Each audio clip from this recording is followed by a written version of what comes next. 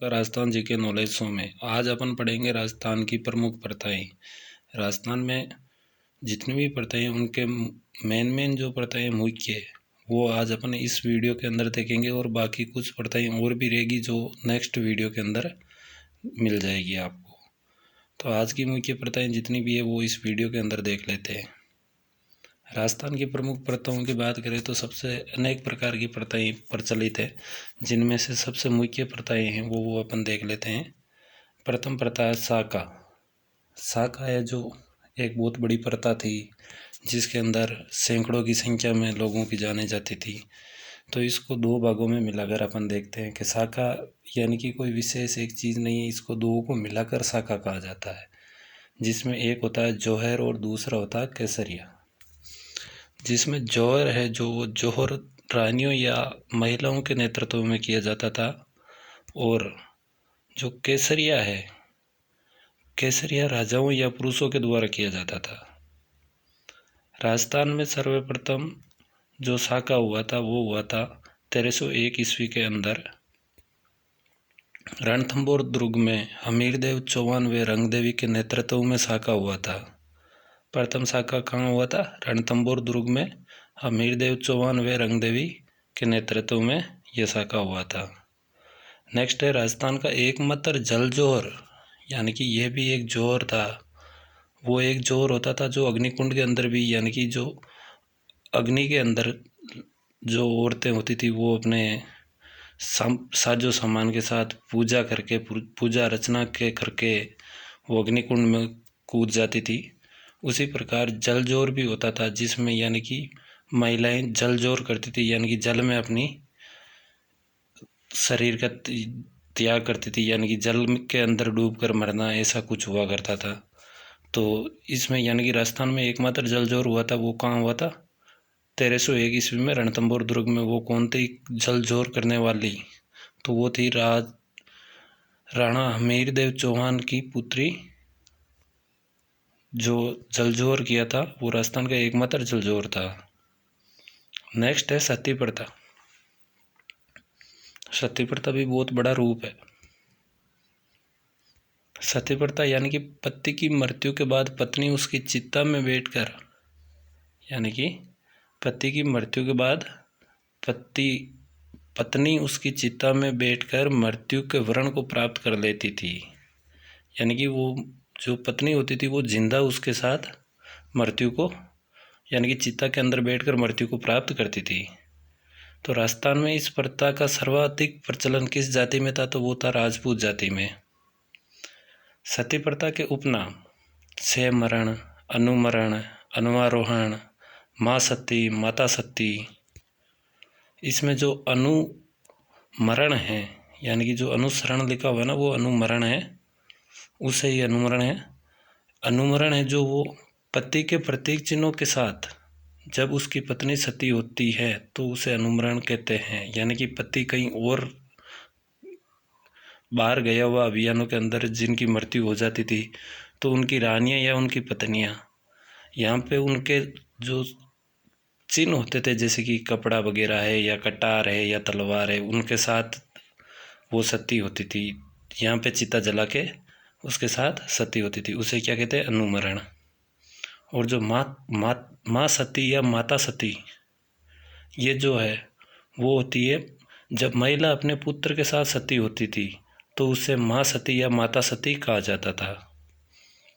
राजस्थान में सती प्रथा का अंतिम घटना 1987 में देवराला सिक्कर में श्रीमती रूप देवी थी, जो अपने पति श्रीमाल जी के साथ सती हुई थी। कब हुई थी? 1987 में।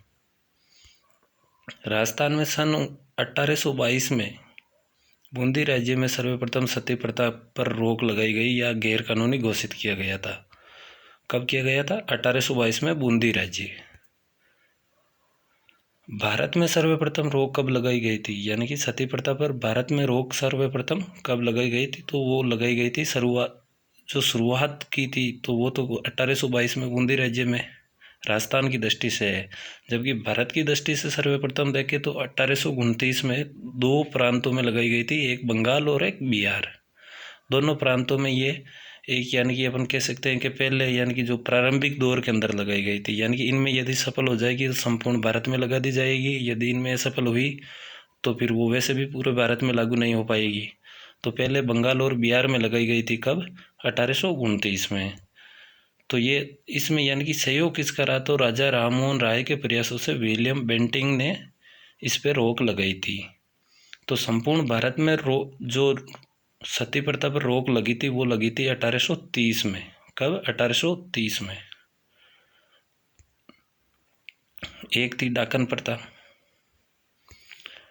यह प्रथा राजस्थान में सर्वाधिक मेवाड़ राज्य में भील जनजाति में प्रचलित थी। डाकन प्रथा कहाँ प्रचलित थी? मेवाड़ राज्य के भील जनजाति प्रजातियों में। किसी महिला पर किसी मृत महिला की आत्मा का संबंध स्थापित कर उसे डाकन घोषित कर दिया जाता था और उसे गांव से बाहर निकाल दिया जाता था, जिससे वो भूख और प्यास के कारण या तो मृत्यु का शिकार हो जाती थी या फिर वो किसी आते जाते इंसान को लूटपाट करना और उससे के पास प्राप्त जो भी चीज़ें होती थी वो खा लेती थी। ऐसी घटनाओं को डाकन प्रथा का संबंध दे दिया गया था।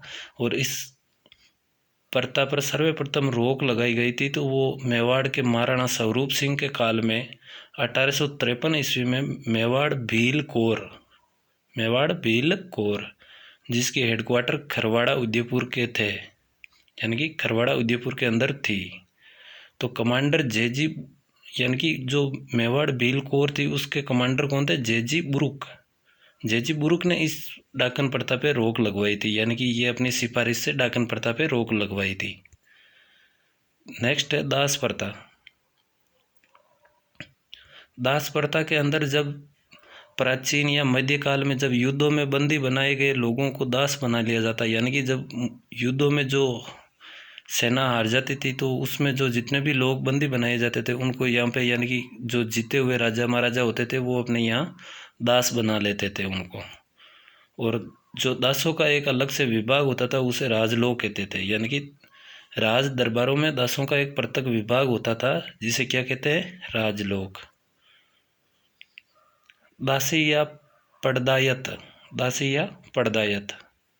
राजा किसी दासी की पुत्री को अपनी उपपत्नी के रूप में स्वीकार कर लेता था, यानी कि राजा किसी दास की पुत्री को अपनी उपपत्नी के रूप में स्वीकार कर लेता था, जिसे दासी या पड़दायत कहा जाता था।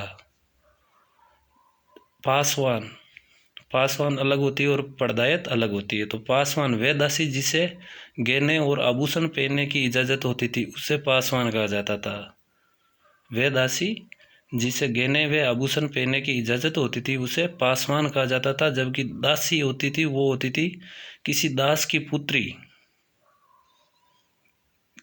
की पुत्री जिसको राजा अपनी उपपत्नी के रूप में स्वीकार कर लेता था, जिसे दासी कहा जाता था।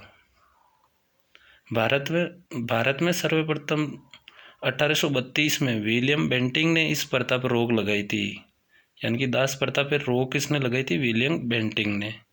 और कब लगाई थी? तो 1832 में। राजस्थान में 1832 में हाड़ौती क्षेत्र में इस प्रथा पर सर्वप्रथम रोक लगाई गई थी। कहाँ पे? हाड़ौती क्षेत्र में। बंधुआ मजदूर या सागड़ी प्रथा। उच्च कुलीन लोग या अमीर लोग गरीबों को पैसे उधार देकर ब्याज की राशि के बदले, यानी कि जो उधार दिए हुए पैसे होते थे उसके ब्याज की राशि के बदले उनसे मजदूरी करवाई जाती थी, तो उसे बंधुआ मजदूर या सागड़ी प्रथा कहा जाता था। राजस्थान में सागड़ी निवारण अधिनियम 1961 पारित किया गया था, जिससे इनको निजात दिलाई गई। नेक्स्ट है बेगार प्रथा। सागड़ी प्रथा और बेगार प्रथा में थोड़ी सा अंतर है। राज दरबारों में बिना वेतन के जो कार्य करवाया जाता था, यानी कि राज दरबारों में जो बिना वेतन के कार्य करवाया जाता था अपने प्रभाव से, उसे बेगार प्रथा कहा जाता है। बाल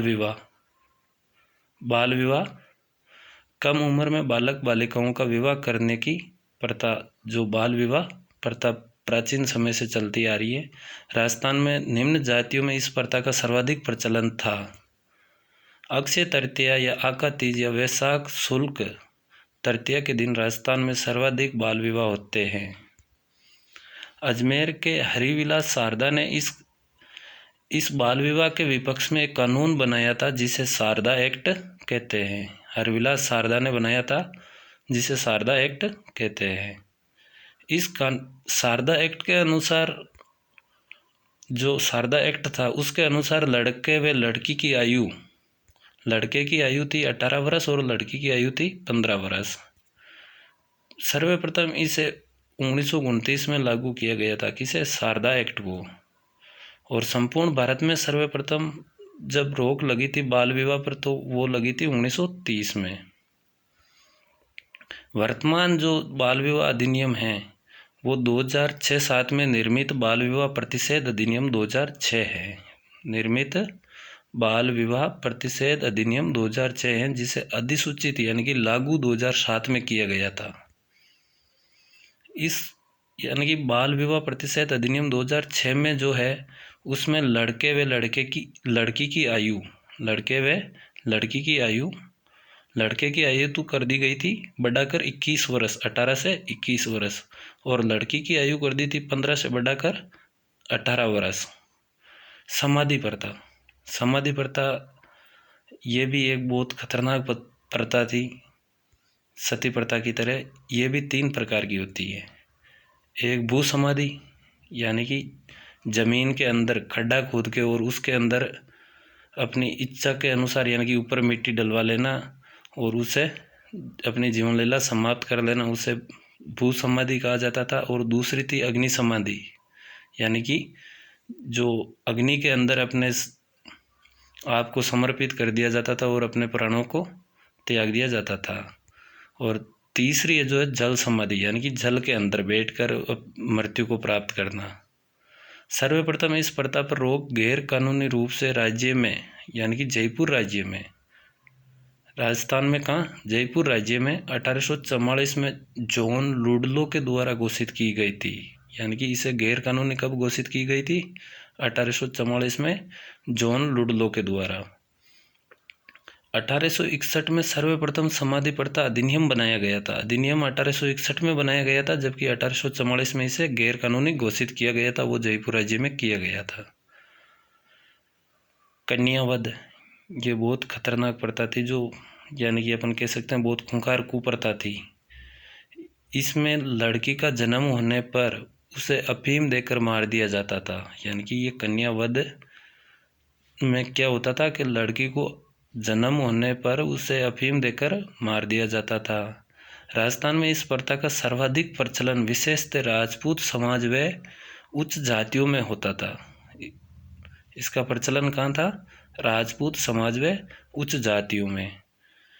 सर्वप्रथम इस प्रथा पर रोक यानी कि कन्या वध प्रथा पर रोक हाड़ौती के पॉलिटिकल एजेंट विलिंगसन के प्रयासों से विलियम बेंटिंग ने, यानी कि विलिंगसन के प्रयासों से विलियम बेंटिंग ने सर्वप्रथम 1833 में कोटा राज्य में तथा 1834 में बूंदी राज्य में इस प्रथा पर रोक लगाई गई थी। यानी कि सर्वप्रथम कब लगाई गई थी? 1833 में कोटा राज्य में।